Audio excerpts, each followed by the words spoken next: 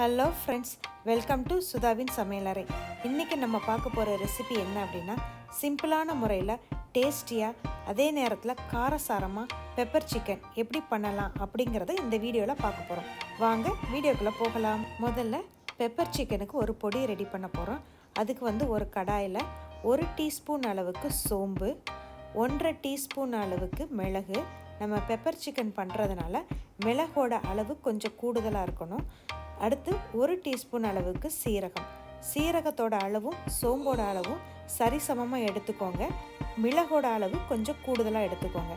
எண்ணெய் எதுவும் ஊற்ற தேவையில்லை. அடுப்பை சிம்மில் வச்சுட்டு நல்லா ட்ரை ரோஸ்ட் பண்ணி எடுத்துக்கோங்க. ஸ்டவ்வை சிம்மில் வச்சு இந்த பொருட்கள் எல்லாத்தையும் வறுத்துடுங்க. அப்படி இல்லைன்னா என்னென்னா சீக்கிரமாக தீஞ்சு போயிடும். இப்போ சீரகம் வெடிக்க ஆரம்பிச்சிருச்சு. இப்போ நான் இதை ஆஃப் பண்ணிடுறேன்.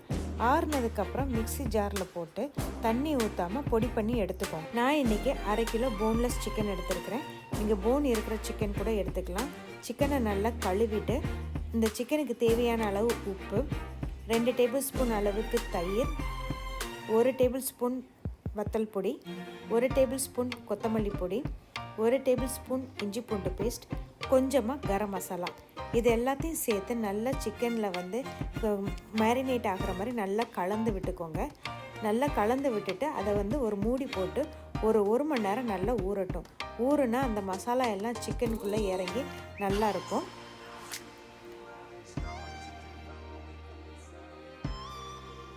ஒரு பேனில் 1 டேபிள் ஸ்பூன் அளவுக்கு தேங்காய் எண்ணெய் எடுத்துருக்கிறேன்.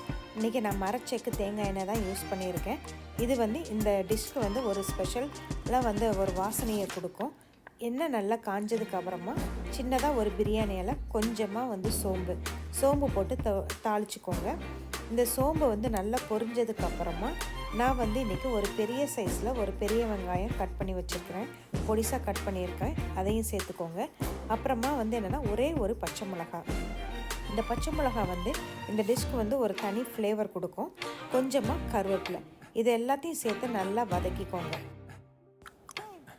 வெங்காயம் பாதி அளவு நல்லா வதங்கினதுக்கப்புறமா கொஞ்சமாக இஞ்சி பூண்டு பேஸ்ட் சேர்த்துக்கிறோம். நம்ம ஏற்கனவே சிக்கன் பெரட்டும் போது அதில் 1 டேபிள் ஸ்பூன் அளவுக்கு இஞ்சி பூண்டு சேர்த்துருக்குறோம். இது இந்த வெங்காயத்துக்கு தகுந்த அளவு இஞ்சி பூண்டு சேர்த்தா போதும். இப்போது நல்ல வெங்காயமும் நல்லா கோல்டன் ப்ரௌன் ஆகணும்.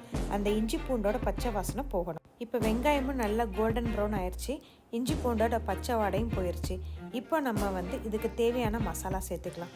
கொஞ்சம் 1/4 டேபிள் ஸ்பூன் அளவுக்கு வத்தல் பொடி, மஞ்சத்தூள், கொத்தமல்லி பொடி, உப்பு, இது எல்லாத்தையும் சேர்த்து நல்லா கலந்து விட்டுக்கோங்க. இந்த பொடியோட பச்சை வாடை போனதுக்கப்புறம் நம்ம மேரினேட் பண்ணியிருக்கிற சிக்கனை இதில் சேர்த்துக்கலாம். நம்ம ஆல்ரெடி 1 ஹவராக ஊற வச்சுருக்கிறோம். இதை இதில் சேர்த்துட்டு நல்லா கலந்து விடணும். இந்த வெங்காயம், நம்ம போட்டு வச்ச மசாலா, இது எல்லாத்தையும் நல்லா ஒன்று சேர்ந்து கலந்து வரணும். ஒரு 4 மினிட்ஸ் நல்லா கலந்து விட்டுக்கோங்க. அப்போ சிக்கனோட கலர் சேஞ்ச் ஆகும்.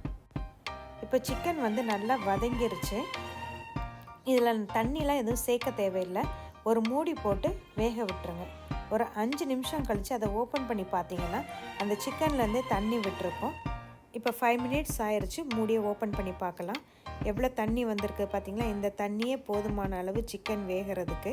நீங்கள் எக்ஸ்ட்ராலாம் எதுவும் தண்ணி விட தேவையில்லை. அப்பப்போ நீங்கள் மூடியை ஓப்பன் பண்ணி நல்லா கிளறி விட்டுக்கோங்க. அப்போ தான் என்னென்னா ஒன்று போல் சிக்கன் வேகும். அடுப்பை மீடியம் ஃப்ளேம்லேயே வச்சுக்கோங்க, ஹை ஃப்ளேமில் வைக்காதீங்க. அடுத்து திருப்பி மூடி போட்டு ஒரு 5 மினிட்ஸ் கழித்து திறந்து பார்த்தீங்கன்னா சிக்கன் நல்லா குக் ஆயிடுச்சு. இதை நம்ம கரண்டி வச்சு குத்துனாலே அது 2ஆக ஆகுது. பார்த்தீங்களா, நல்லா சாஃப்டாக குக் ஆகிருக்குது. இப்போ நம்ம வறுத்து பொடிச்சு வச்ச பொடியை சேர்த்துக்க போகிறோம்.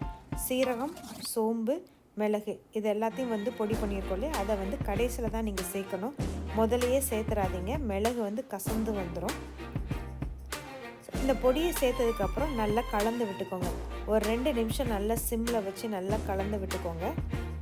கலந்து விட்டதுக்கப்புறம் இப்போ நம்மளுக்கு டேஸ்டியான பெப்பர் சிக்கன் நம்மளுக்கு ரெடி ஆயிடுச்சு. இதை கார்னிஷிங்காக நான் கொஞ்சமாக கொத்தமல்லி தழை சேர்த்துக்கிறேன். ஒரு பெரட்டியதுக்கப்புறம் நம்ம ஸ்டவ்வை ஆஃப் பண்ணிடலாம். டேஸ்டியான பெப்பர் சிக்கன் ரெடி ஆயிடுச்சு. இது சாம்பார் சாதம், ரசம் சாதம், பிரியாணி, புலாவ் ரைஸ், இது எல்லாத்துக்கும் வந்து என்னென்னா ஒரு பெஸ்ட்டு காம்பினேஷனாக இருக்கும். கண்டிப்பாக இந்த ரெசிபியை உங்கள் வீட்லேயும் ட்ரை பண்ணி நல்லா என்ஜாய் பண்ணுங்கள். எப்படி வந்ததுங்கிறதையும் கமெண்ட்ஸில் சொல்லுங்கள். இந்த வீடியோ உங்களுக்கு பிடிச்சிருந்துன்னா லைக் பண்ணுங்கள், ஷேர் பண்ணுங்கள், கமெண்ட் பண்ணுங்கள். மறக்காமல் சுதாவின் சமையலறை சேனலை சப்ஸ்கிரைப் பண்ணுங்கள். தேங்க்யூ.